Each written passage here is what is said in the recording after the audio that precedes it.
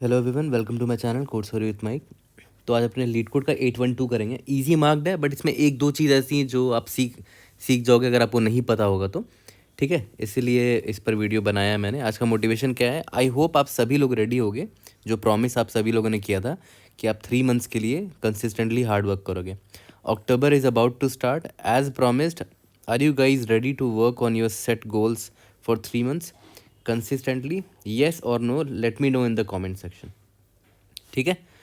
Largest triangle area given an array of points on the X Y plane points where points I is equal to X I comma Y I return the area of the largest triangle that can be formed by any 3 different points. ठीक है। Answers with in 10⁻⁻5 of the actual answer will be accepted. ठीक है, तो जैसे यहाँ पर दे रखा है, कोऑर्डिनेट दे रखा है, 0,0 दे रखा है, ये वाला है, ये है, 5 पॉइंट्स दे रखे हैं। इसमें से जो सबसे बड़ा ट्राइंगल बन पा रहा है वो ये वाला है। ठीक है, उसका एरिया है 2.00। तो देखते हैं हमारा थॉट प्रोसेस क्या होगा। तो आप खुद सोचो, आपको स्कूल में मैथमेटिक्स से पढ़ाया भी गया था कि जब आपको ट्राइंगल का साइड्स दिया हो ना, तीनों साइड्स दे दिया हो, तो एक बड़ा सिंपल सा तरीका होता है उसका एरिया ऑफ निकालने के लिए।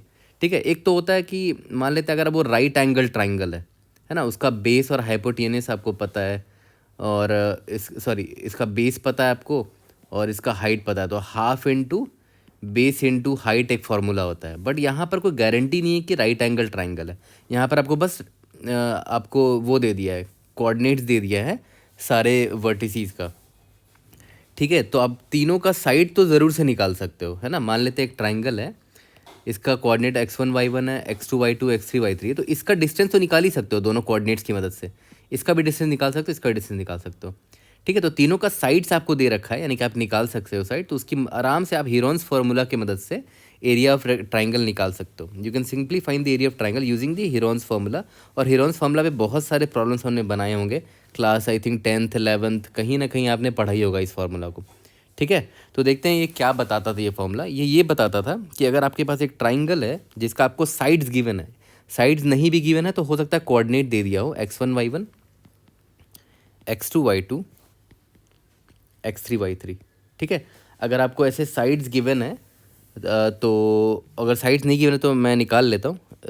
ए क्या होगा, square root of x2 minus x1 का whole square plus y2 minus y1 का होल स्क्वायर। ठीक है, सिमिलरली बी निकाल लो, x2 माइनस x3 का whole square plus y2 minus y3 का होल स्क्वायर। ठीक है, सिमिलरली सी वाला साइड निकाल लो, x1 माइनस x3 का whole square plus y1 minus y3 का होल स्क्वायर। तो इससे क्या हुआ, तीनों ट्राइंगल का आपको ट्राइंगल का तीनों साइड्स पता चल चुका है। ठीक है, और अगर आपको साइड्स पता चल चुका है तो इसके बाद उसने क्या बोला कि सेमी पेरीमीटर निकाल लो, semi perimeter of the triangle निकालो। सेमी पेरीमीटर क्या होता है कि तीनों का साइड प्लस कर दो, ये हो गया पेरीमीटर। लेकिन सेमी पेरीमीटर मतलब इसको 2 से डिवाइड कर दो। ठीक है, तो ये मेरा सेमी पेरीमीटर निकल कर आ गया, इसको हम एस बोलते हैं। ठीक है, एस यहाँ मैं कमेंट में लिख देता हूँ, this is nothing but semi perimeter. तो देखा है तो मैं स्कूल वाला मैथमेटिक्स पढ़ा रहा हूँ आपको, सिंपल सा प्रॉब्लम है ये एक्चुअली में।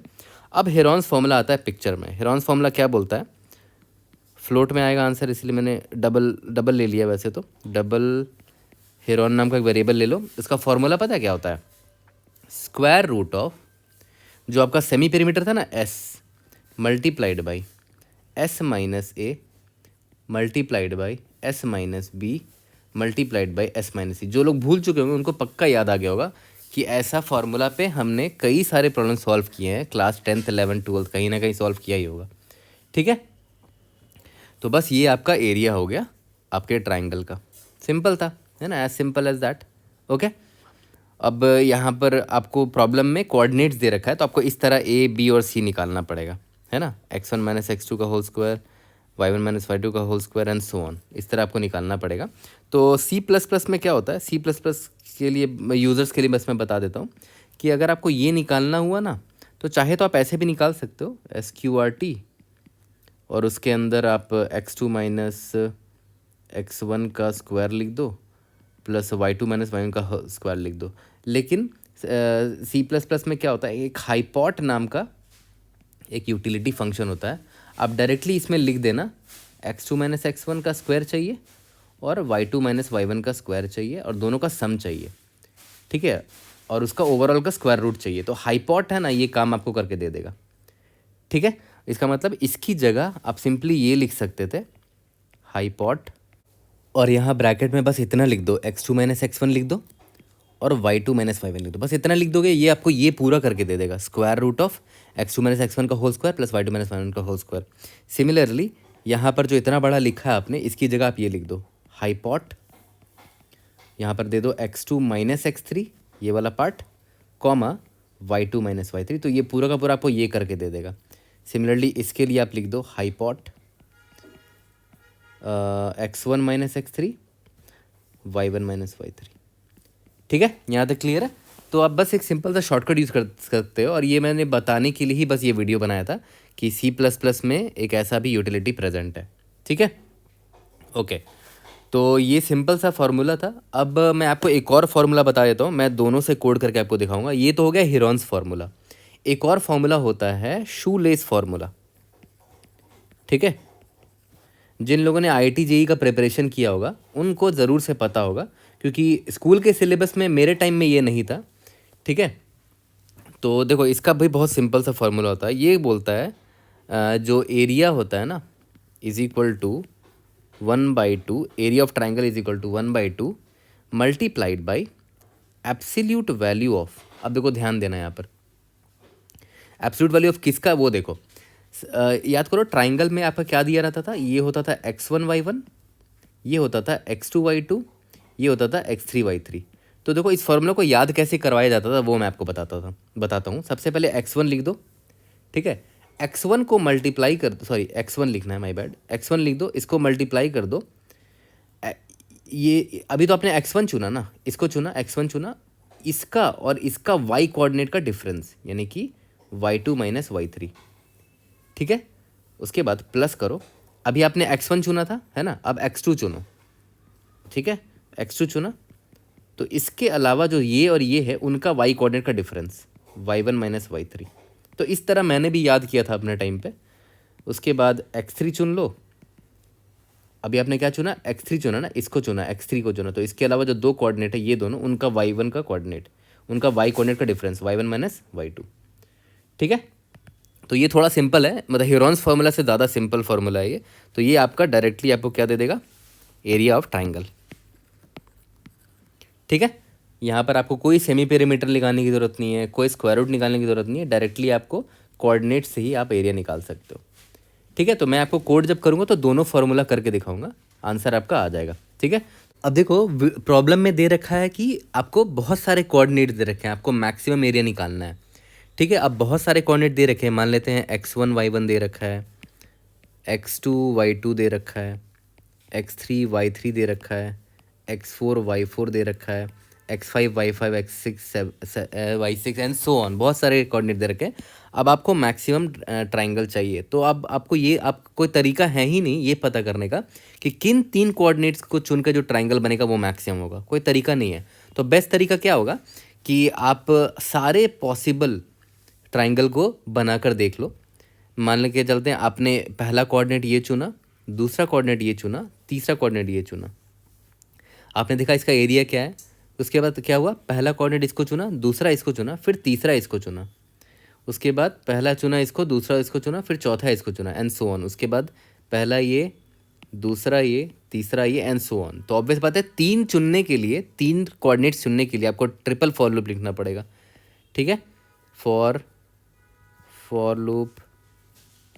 लूप, ठीक है। आई पॉइंटर जे पॉइंटर i+1 से स्टार्ट होगा, के पॉइंटर j+1 से स्टार्ट होगा, ठीक है।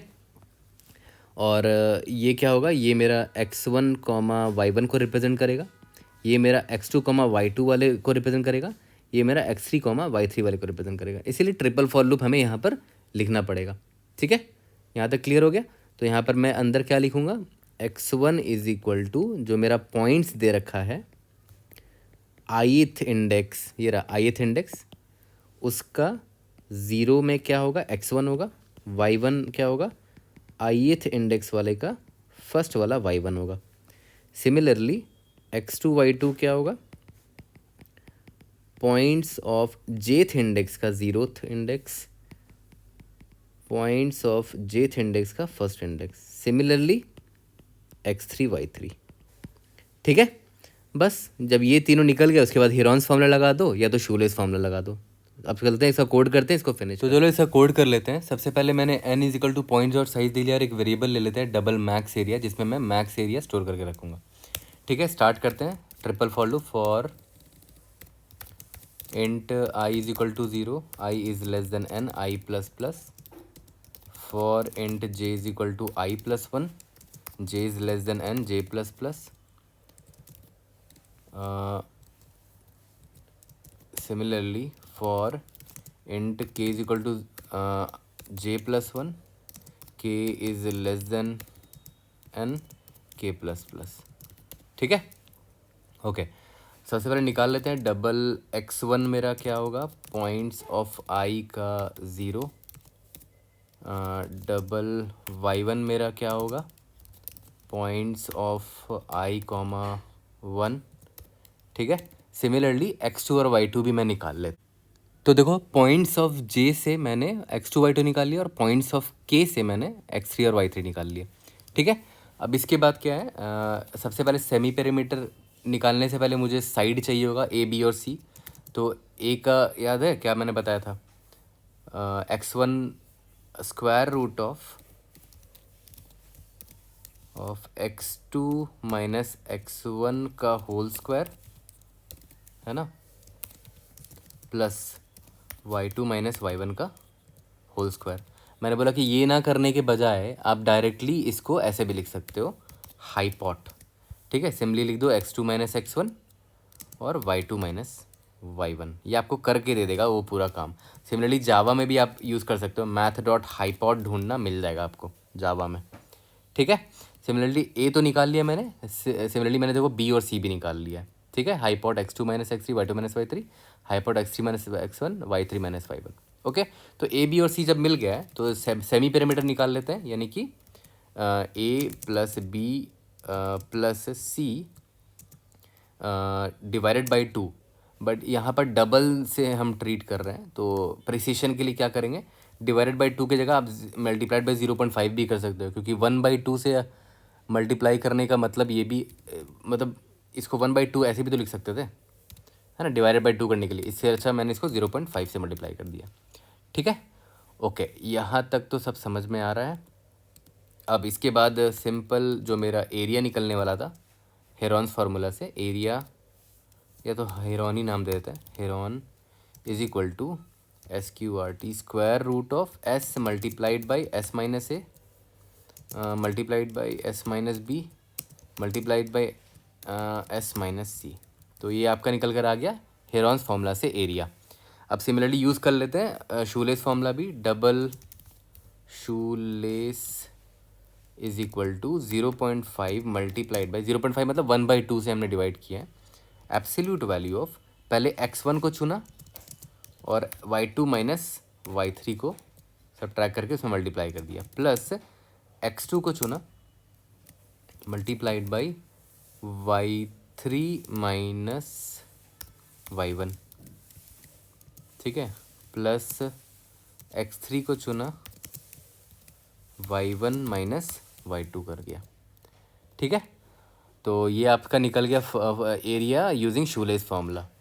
अब आप सिंपली क्या कर सकते हो, मैक्स एरिया वाला जो वेरिएबल था उसमें अपडेट करते रह सकते हो, max of max area comma heron से जो आया था वो, शूलेस से जो आया वो, है ना। ऑल्दो आपको इस शूलेस की ज़रूरत नहीं थी यहाँ पर, बट स्टिल मैंने ये भी निकाल लिया, ये भी निकाल लिया, तीनों का मैक्सिमम निकाल लिया, कोई फ़र्क नहीं पड़ता, बस मैं आपको सिखाना चाह रहा हूँ यहाँ पर अलग अलग तरीके।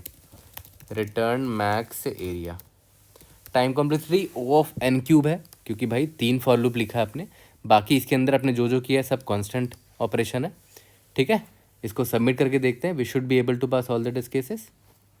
कोई भी डाउट होता है raise in the comment section, I try to help you out. See you in the next video, thank you.